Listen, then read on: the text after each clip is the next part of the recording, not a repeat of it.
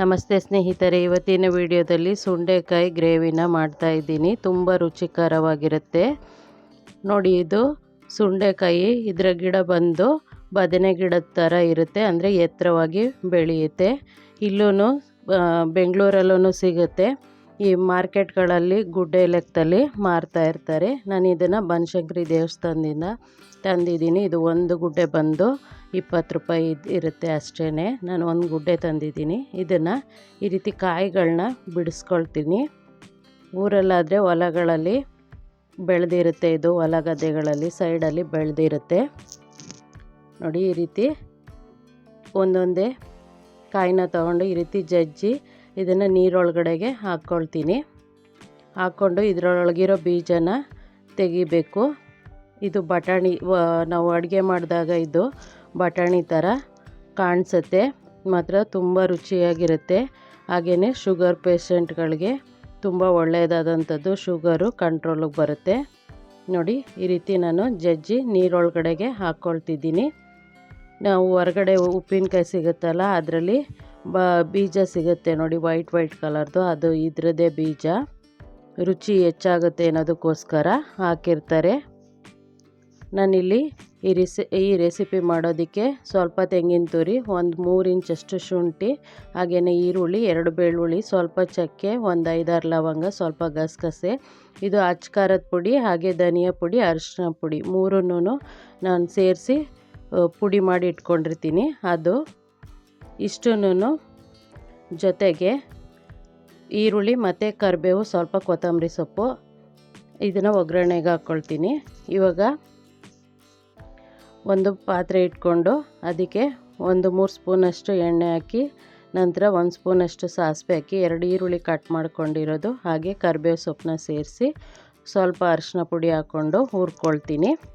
ನಾನು ತೆಂಗಿನ ತುರಿ, ಶುಂಠಿ, ಹಾಗೆ ಧನಿಯಾ ಪುಡಿ, ಅಚ್ಕಾರದ ಪುಡಿ, ಹಾಗೆಯೇ ಅರಿಶಿನ ಪುಡಿಗಳನ್ನೆಲ್ಲ ಸೇರಿಸಿ ರುಬ್ಕೊಂಡಿದ್ದೀನಿ. ಮೊದಲಿಗೆ ತೋರಿಸಿದಂತಹ ಪೌಡ್ರು ಮತ್ತು ತೆಂಗಿನ ತುರಿ, ಶುಂಠಿ, ಚಕ್ಕೆ, ಲವಂಗ ಎಲ್ಲನೂ ರುಬ್ಕೊಂಡಿದ್ದೀನಿ.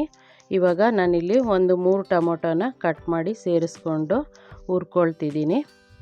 ಟೊಮೊಟೊ ಮತ್ತು ಈರುಳ್ಳಿ ಬೆಂದ ನಂತರ ನಾನು ರುಬ್ಕೊಂಡಂತಹ ಖಾರನ ಇದಕ್ಕೆ ಸೇರಿಸ್ಕೊಳ್ತೀನಿ. ಬೇಳೆ ಸಾರು ಪುಡಿ ಹಾಕಿನೂ ಮಾಡ್ಕೋಬೋದು, ಅದು ಚೆನ್ನಾಗಿರುತ್ತೆ. ಇವಾಗ ಟೊಮೊಟೊ ಬೆಂದು 3/4 ಭಾಗ ಅಷ್ಟು ಬೆಂದಿದೆ. ಇವಾಗ ನಾನು ಈ ಕಾಯಿನ ಸುಂಡೆಕಾಯಿ ಅಥವಾ ಉಸ್ತಿಕಾಯಿ ಅಂತಲೂ ಅಂತಾರೆ ಇದಕ್ಕೆ. ನಮ್ಮ ಕಡೆ ಇದನ್ನು ಸುಂಡೆಕಾಯಿ ಅಂತಲೇ ಕರೆಯೋದು ನೋಡಿ. ಕಾಯಿನೆಲ್ಲ ಎತ್ತಾಕೊಂಡಿದ್ದೀನಿ ಪಾತ್ರೆಗೆ. ಬೀಜನ ಚೆಲ್ತೀನಿ. ಅದನ್ನು ಹಾಕೋದ್ರಿಂದ ಗೊಜ್ಜೆ ಆಗಲಿ ಸಾಂಬಾರೇ ಆಗಲಿ ಅಷ್ಟು ರುಚಿಯಾಗಿರಲ್ಲ, ಅದಕ್ಕೋಸ್ಕರ. ಉಪ್ಪಿನಕಾಯಿನಲ್ಲಿ ಚೆನ್ನಾಗಿರುತ್ತೆ ನೋಡಿ. ಈ ರೀತಿ ಹುರ್ಕೊಂಡು ಒಂದು 2-3 ನಿಮಿಷ ಹುರ್ಕೊಂಡ ನಂತರ ನಾನು ಸುಂಡೆಕಾಯಿ ಹಾಕಿದ್ಮೇಲೆ ಆನಂತರ ಖಾರ ರುಬ್ಬಿರೋದನ್ನು ಸೇರಿಸ್ಕೊಳ್ತೀನಿ.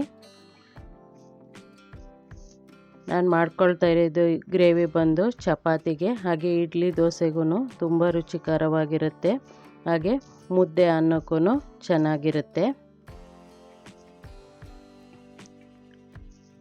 ಈ ರೀತಿ ಖಾರ ಹಾಕಿ 1 ನಿಮಿಷ ಅಷ್ಟು ಕೈ ಆಡಿಕೊಂಡು ಆನಂತರ ಅದಕ್ಕೆ ಜಾರ್ಗೆ ನೀರನ್ನ ಸೇರಿಸಿ ಹಾಕ್ಕೊಳ್ತೀನಿ.